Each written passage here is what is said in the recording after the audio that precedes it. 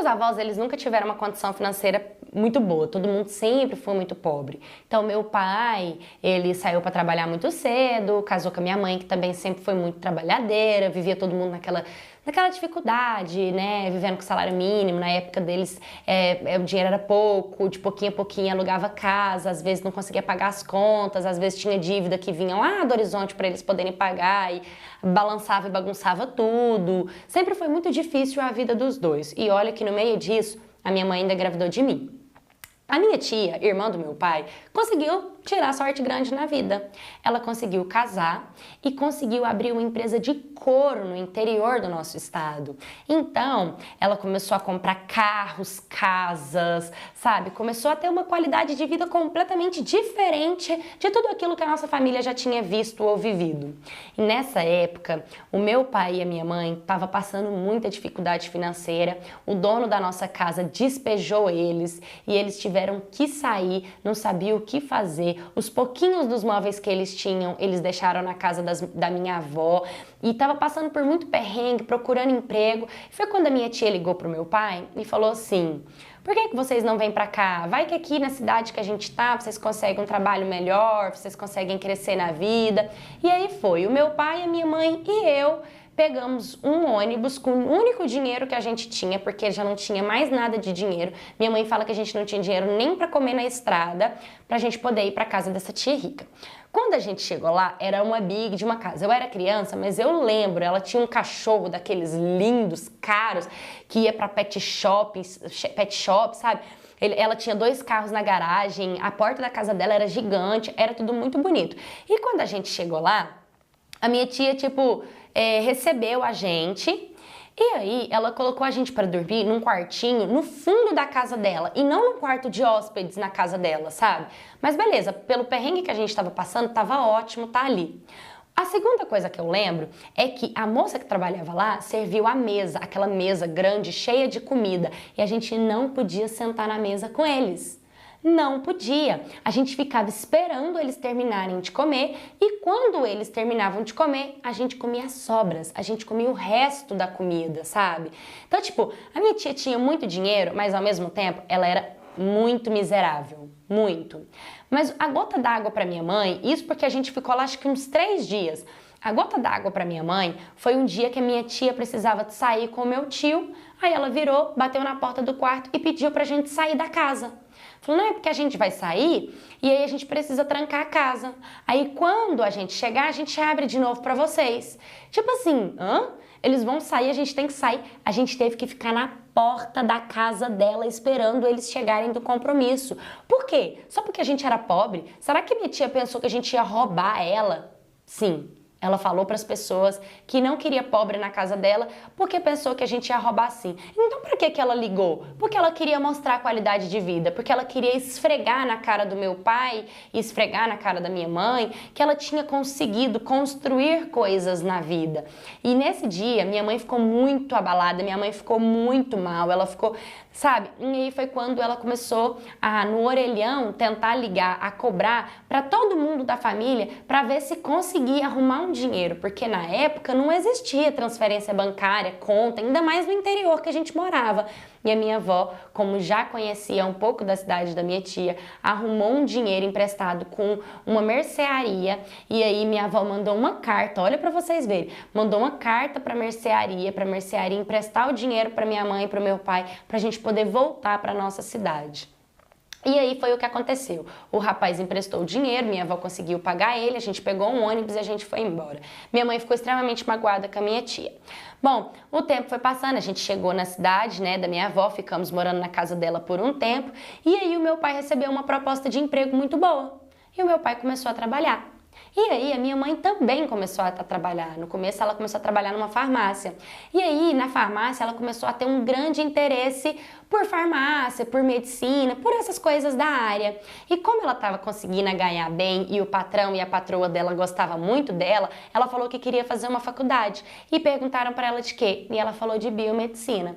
Assim, eles falaram, se você conseguir passar no concurso público, a gente paga os livros para você estudar. Você quer? E minha mãe agarrou as oportunidades com unhas e dentes. Minha mãe começou a estudar Eles compraram todos os materiais para ela e ela começou a estudar e passou na faculdade. E aí a minha mãe começou a fazer o curso. E ela pôde fazer, o mais legal da biomedicina do curso da minha mãe é que ela pôde estagiar no próprio trabalho dela, né, na farmácia.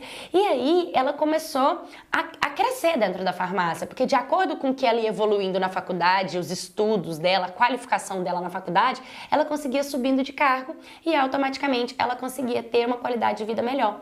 Até que a minha mãe formou. E ela juntou dinheiro, ela fez uma formatura linda e maravilhosa, meu avô e minha avó foram, os donos da farmácia foram, minha mãe trata eles até hoje como família mesmo, né?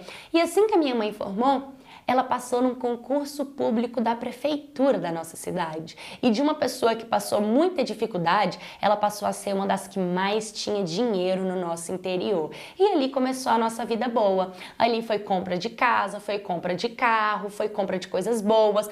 Mas a minha mãe, diferente da minha tia, ela tinha um coração muito bom. Então, ela não só ajudou a nossa família a crescer, como ela também ajudou os meus avós, ajudou os meus tios, todo mundo que ela pôde ajudar.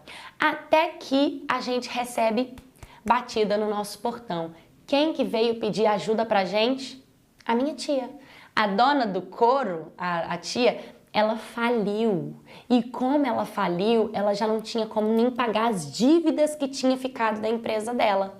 E por conta disso, ela estava passando por muito aperto.